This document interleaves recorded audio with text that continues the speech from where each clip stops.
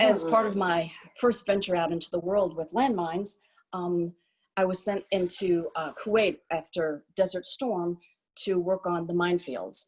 And once again, it was one of those things that I don't think I was prepared for, but you just went and you did it. And I was really excited to do it. And this is what it looks like and felt like. And I'm gonna hold that up. And that's me with an RPG at my stomach. And it was 120 degrees. And we're sitting there in the trenches that the Iraqis created to fight the enemy. And so we had to go and find out what munitions they were using. And we'd spent a good long day there, and we were just really sweaty and hot and hungry. And we were invited kindly by the Kuwaiti army to go to the Kuwaiti Officers Club in the middle of this desert. And I was invited as part of the team, but I was warned. They looked at me and they said, well, I'm not sure they're going to let you in, and I'm not sure they're going to serve you, but you just go in, just jam yourself between several men and we'll see what happens. Yeah. And as I pick up a plate and I'm getting ready to ask for which food I wanted, everyone kind of held their breath because no one knew if I was really going to be served or not. And it was a Filipino cook that had to make that decision. And as I held my plate up and I smiled and I looked him in the eyes and he looked me back and he put food on my plate. And I knew that if he had denied me, then everybody down the line would have denied me and I would have been asked to leave. But he didn't, because in that moment, I saw the face of God. And that's, what else can you ask for in life when you travel to experience humanity at that level, where he understood that I worked hard and I was hungry, and the fact that I was who I was didn't really matter. I was just part of the humanity that needed to be fed. And that was the start of a journey of seeing God's face everywhere I went. One of my next trips was to Laos and Cambodia. And behind me is my traveling Buddha that I hope you can see. And one of the things that was interesting to me when I went up to Luang Prabang in Laos, we had to meet with what would be equal to the mayor of every town or of every city. And I was the head of delegation, and it was all very formal. Yeah. But he said he wanted to meet us in front of the Buddhist temple. And I thought, okay. Well, it turns out, he said that through a translator, that before we start a meeting, we have to go into the Buddhist temple and say prayers with the priest to bless this meeting and our projects together. And so I went into the Buddhist temple, we all knelt, and they said beautiful, beautiful prayers. And then we left. And I just couldn't help but thinking, wouldn't it be amazing if we did this in the United States, where before we really took on a meeting, we all went somewhere and did a meditation or a prayer where we actually let our souls come out instead of politics and money and ego. And it was just so amazing to me, the whole difference in what I was experiencing as part of the world versus in my own little world in the United States. And one of the things that I saw in the evening would be the lineup of Buddhist priests in downtown Laos, in Vientiane, the capital. And there would be men and little boys all lined up, and they would put their hands out, and people would either give them money or food. And I asked what this tradition was, and how it was explained to me in Laos, because I know it varies from country to country, was that every male child has to be given up by his family for a year to become a Buddhist novitiate. You don't have to become a Buddhist priest, but you have to give up a year of your life to walk with them, to go in public, and the only food you get to eat is the food that everybody gives to you. The only money you have is the people that give to you in your hands. You're not even allowed to touch or ask for it. It has to be given. And once again, I just kept thinking, what would our life be like in the city of Houston if we had to put our 8-year-old children on the street and live off the kindness of our souls in the city? How different would we be? How different would we structure everything that we do if that's how we lived? And that's how they live. That is truly how they lived. And I just had never seen anything quite so moving as the trust and the love of the community and their spiritual community that they depended on. And it was beyond humbling to see that. So every time I looked, while I was looking for myself, I kept seeing the face of God and the face of spirit everywhere I went. And when I was in Bosnia, it was right after when the snipers were there. And I don't know if anybody remembers that history, but the snipers used to shoot people crossing the street. They sent me there as part of the UN. And what was amazing to me was there were no functioning hotels. So I got put up with a lady in an apartment building that was like a 5-story walk up. And it was in the middle of March, so it was very, very cold. And so I did the walk up, and her windows had been blown out by munitions and friendly fire, unfriendly fire, whatever. And there was no running water, there was no heat. And it was kind of like walking into your grandmother's apartment where it had lots of doilies and things everywhere.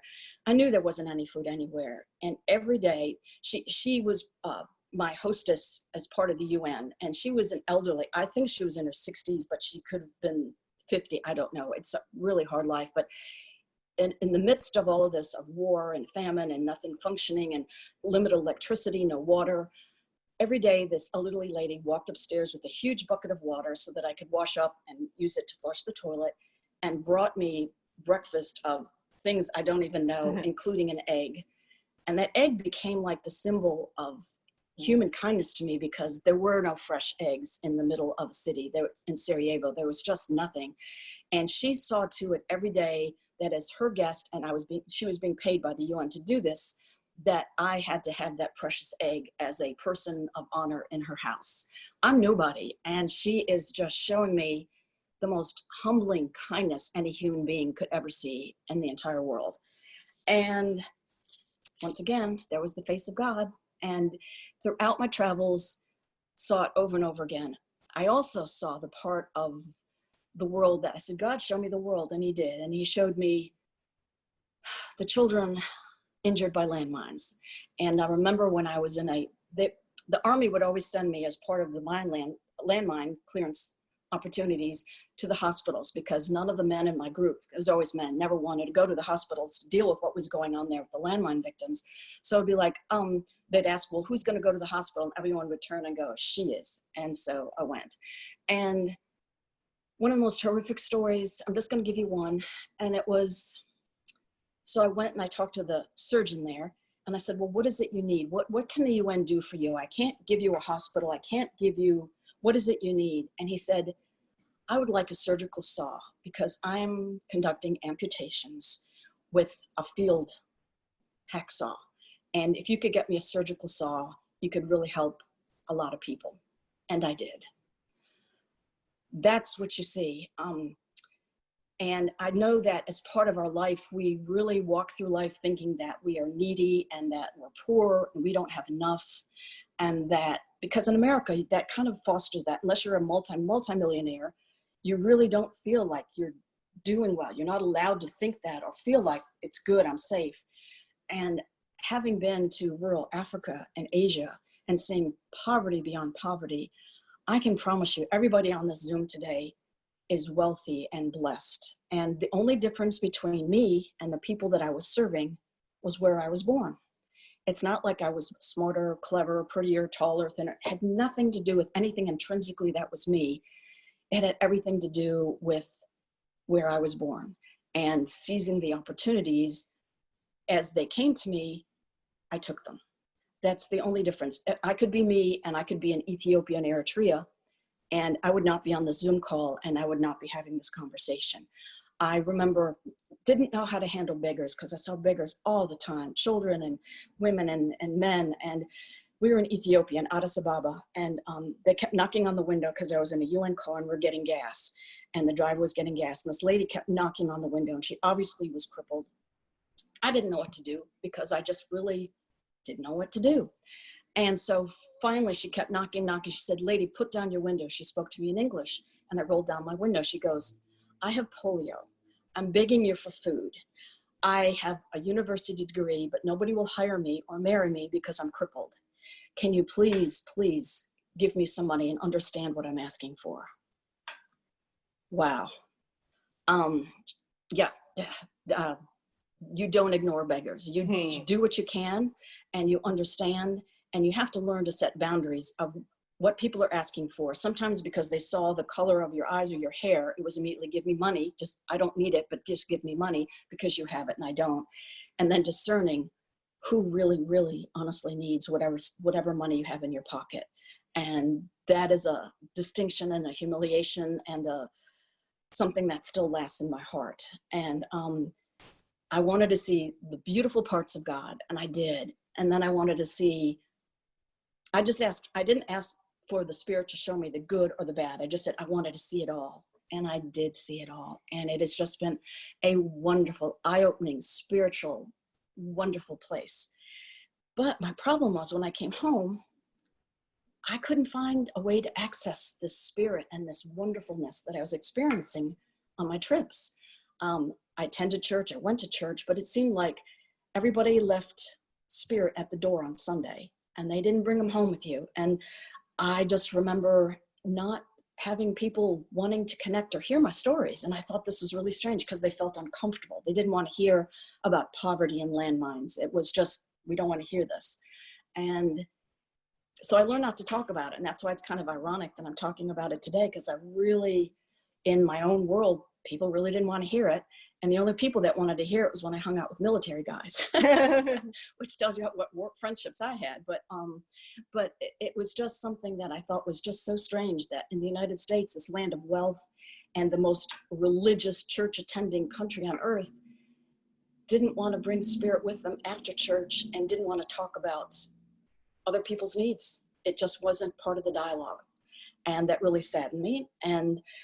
But, you know, kept going to church. And when we moved to Houston, we attended one that served well. It had a special needs community. And I was doing an art cards project with special needs children that we gave and made cards every month to Hospice of Houston, to Ronald McDonald House, and to the VA hospital. And it was just wonderful. I had 12 to 15 special needs kids that just made the most beautiful, beautiful cards. And we'd sign them, love and blessings, we love you. And we would get just a response. It was just so wonderful. And so I went to that church for about 8 years. And what brought me to Unity was 2 years ago, was an eye-opening, went to the doctor because I thought I had a hernia or I pulled a muscle, and they said, oh, go get a CT scan, we don't know what it is. Well, it turned out to be stage 3C cancer. And so had the surgery, went through the chemo. The cancer's come back 3 times in 1 year, and about a year ago they gave me 11 months to live. And through that, nobody from my old church called. None of the clergy called. Now, this was over Christmas, so I know people take off. I allowances for that, but I had to go in for additional surgery in January and again in September. Nobody called from the church. And I just thought, I've served there. It's not like it just showed up for Christmas and New Year's and Easter. And I was just, once again, it was, where's the face of God? I was just at a loss. And because I was at a loss, I got an email that said, oh, spirit groups are popping up from Unity. I had no idea what a spirit group was or what Unity was. And I thought, you know, I really need this. And I signed up for a wonderful spirit group with Pam Lewis and Chris Collins. Don't get any better than that. And I thought, well, I'm not going to join the church because I've joined a lot of churches. And if I don't like the people in the spirit group, then why would I join the church? There wouldn't be any point behind that. Well, people in my spirit group, Donna Fisher included, who's on this call, just blew me away with their insights and their kindness and their shifting of my thought process of what dying is like and how do you live to the fullest and how do you change that mindset from the world's against me versus, oh, the universe has my back and it's going to guide me to good things and it's going to guide me to a peace and the ability to whatever happens, however long I'm here, that I can still enjoy life. And I'm enjoying life. And I just have to say that Unity has just been such an eye-opening thing for me to hear. Well, first I heard Michael sing. I thought, well, at least I know the music. The music will be good at Unity. I don't know about the preaching, but the music will be good. And then I went to church and I heard Michael. I went, oh gosh, okay, there we go. There we go. He's a double threat. He sings and he's an amazing preacher. And what also struck me is within 2 months of being at Unity, Michael knew my name and he asked me how I was doing because he knows about my cancer. I spent 8 years at another church where they didn't know my name and they really didn't care. And that was just amazing to me. And I just had to get more and more and more of this community that was just the wind beneath my wings. And then they were teaching me meditation and new ways of prayer and shifting my consciousness to a less judgmental orientation. A lot of the churches that you go to when you're diagnosed with cancer is, you have faith enough, you're going to be healed. Well, I don't have a cancer that's going to be healed, so that means I don't have faith? No, that's not what that means. That means that I have a cancer that's not going to be healed. How do we deal with this? And what I pray for is not healing. I prayed for extra time. And I'm in a clinical trial, and I've been given that extra time. And it doesn't mean I don't have enough faith that all my tumors haven't gone away. It's not that kind of, if you love God enough, then nothing bad will happen. And a lot of traditional churches were just putting this pressure on you that you have to heal yourself. And if you don't, then there's something wrong with you. And there's, been there, done that, thank you. And Unity doesn't do that. It's never done that. And then I deal with people like Randall and Shirley, and oh my goodness, it just doesn't get any better. And all the classes I've taken, I'm in a different spirit group now, and I love it. And just all of you at Sunday school, I just have to thank every single person at Unity for making me feel like I'm being supported by a community, and you care. Even if you don't know my name, you say, hey, I like that, I just appreciate it. And I am just one puddle of gratitude and humility right now. Thank you for giving me this opportunity. What happened was when you're with the UN, they tried to negotiate some things. We were told never to walk on the streets. I look Bosnian, I could be a Bosnian, so that they would just shoot anybody that looked Bosnian. But what was ironic to me was that you couldn't tell a Muslim from a Christian because they're really ethnically the same group. It was just that, and like in the 5th or 12th century, half the population decided to go become Muslim and the other half remain Christian. So ethnically, they all look like you and I, yet one person would be a Muslim and one person would be a Christian. And I was warned not to walk on the street because I could be either one. And so what we would do is there would be a UN car that would meet us downstairs. They tried to arrange, I don't ask how, I'm sure there was money involved, for people to just please go ahead and leave the UN vehicle alone. And when I went to Afghanistan, we had the same arrangement where we had one of our landmine meetings, and we were in Jalalabad. And this is when the Taliban had started to take over, and we were in a vehicle in the middle of town, and it was called to prayers. And the driver got really, really pale. And he said to me, duck under the seat. You have to disappear. I have to go out and say prayers. And if they know you're in here, we're all going to be shot. Because first of all, he was driving an infidel female. And second of all, it was called to prayers, and I was not supposed to be out in public or on the street or anything like that. And so I ducked under the seat and huddled, and then afterwards came up, and we continued our business with some of the elders in the village. But it was always this fine line. And I remember we negotiated, trying to negotiate in Tajikistan. There was a rebellion going on, and I had to meet with the rebel leader, and we were trying to negotiate. The purpose of the trip was for him to stop laying landmines, especially for winter, because after the snow melts, they shift, so that even if they were creating minefield maps, which in theory they were supposed to do, they would have shifted and they still would have maimed and killed a lot of innocent civilians. And so I go into this meeting with the idea that I'm asking him, please have a ceasefire, please stop using landmines for winter so that you don't injure your own people, children, or other soldiers, or just civilians in the fields. And through a translator, he looked like Fidel Castro. He had this big beard and he was in uniform, and he starts pounding the table and yelling at me. And I found out he was saying that, I thought you were here to give us weapons and shoes for winter. I was like, wow, this is a disconnect. And so this went on for about 2 hours, and everyone's getting more and more uncomfortable. He's getting more and more irate. And I just simply had to stand my ground and say, I'm not here to give you guns. I'm not here to give you landmines. I'm really here to ask you to stop using them. And I think he gave up in disgust, and he left the room. And after that meeting, I remember all the people around me were just kind of looking at me going, let's go get a drink. And it was like 1 PM, and we all got drunk on rakia, which is rot gut, because we did not know if he was going to decide to detain us, shoot us, or just simply gave up in exasperation because I didn't understand what he wanted. I think that was the premise of what he walked away with. So you just, once again, unity, prayer, protection. I didn't know it back then, but I think somebody was saying it for me, because over and over again, every dicey situation that I was in, here I am, and I have hands and feet, and I just always felt watched over and protected. Always, always, always. I honor you and commend you on that. That's a wonderful thing.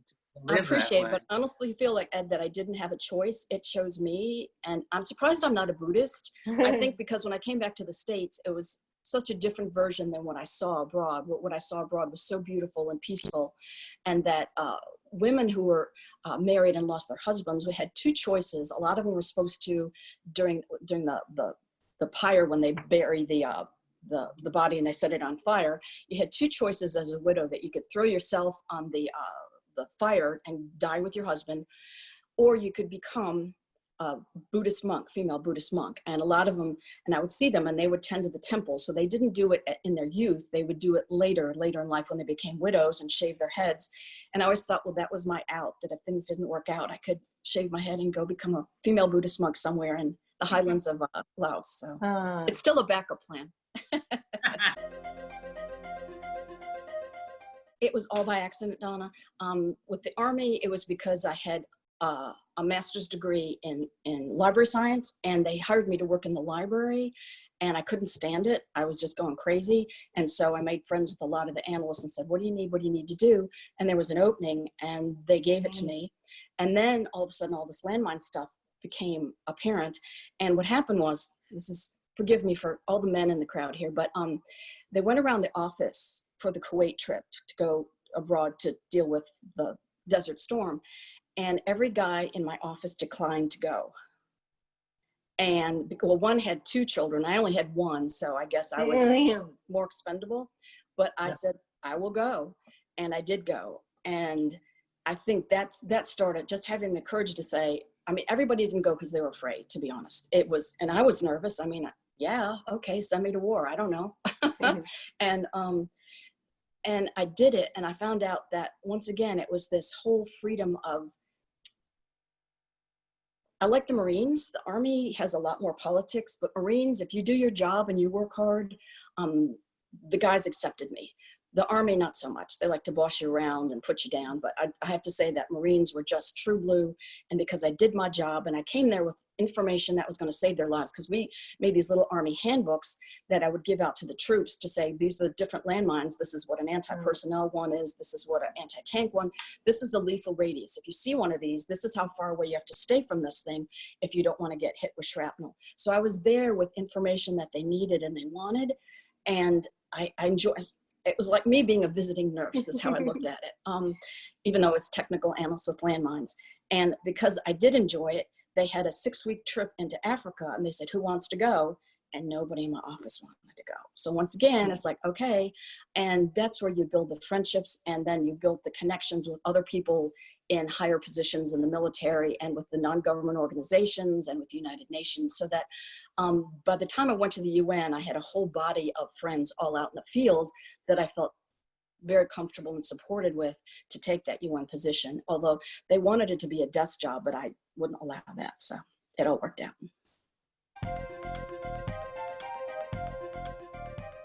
2 months was the longest. And Melissa, if I brought camera with me, you would have taken me up on charges for child abuse. I went to places like Scroon, Cambodia, where we're staying in these hovels, and we stopped in the middle of town because the driver wanted to get a snack, and we were like, oh, a snack. And it turns out they were like pan-fried spiders was the snack. Ew. Yeah. And in Mozambique, when again on the roadside food, because there were no restaurants or places to eat, the drivers would stop and say, oh, we're going to get lunch. I'd be all excited. And it was rats on a stick that they had plain roasted. So no, camera did not go with it. Neither did my husband. No. That was not part of it. And it would have, and I think it's good because it would have been a distraction. And I really needed to stay focused, because there were moments where I was like, wow, what have I signed up for? So. Yeah. But I would encourage you to do it. And there's softer places to land than, yeah, there's lots of places. And you would be so good. You have such a good heart. And I know there's a lot of legal, dealing with prisons and getting legal reform in a lot of these countries that you as a lawyer wouldn't have to go. You could stay in the capitals and be relatively safe and clean as opposed to going up to the little tiny villages and things like that. So you sign up and I'll come visit you, okay? I wrote technical things for the UN, and I wrote, we had our landmine newsletter, and I wrote papers, and I had lots of contracts to write studies for people, technical things. I've never, nope, I have not done that. I've really not talked about it. This is sort of like my coming out party. I've really not talked about it, Karen, so. The figures are always elusive because we have data collection and we'd have landmine figures, and everybody was disputing the numbers and the figures, because that would be, if you had 50 million landmines like Cambodia claimed they did, or 200 million, then you'd get so much money and so many units from the UN. So the numbers became a game, and it was one of those things that became controversial, but it was just obvious based on injuries where the problems were. And there was lots of data that we published, but when you're in rural, Ethiopia and Eritrea, the numbers are elusive, and it's just really, really hard to get a handle on. And I remember in Eritrea, part of their landmine program before we stepped into the UN was they're trying to train monkeys to lift landmines. Right. Yep. And the problem was the monkeys would do it for like 2 or 3 days and run away. So that's the kind of things that people were doing before they actually had technical landmine detection equipment and prodders and things like that to remediate their minefields. They were just coming up with truly amazing ways to deal with it on their own. Monkeys don't. Save a lot of time. Monkeys don't work.